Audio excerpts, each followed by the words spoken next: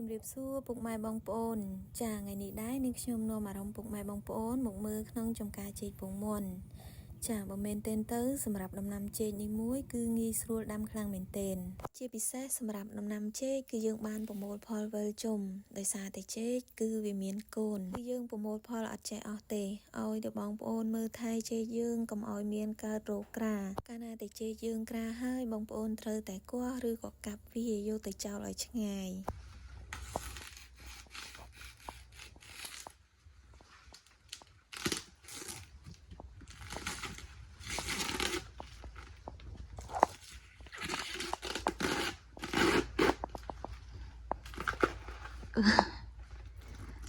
តែយើងធំទៀត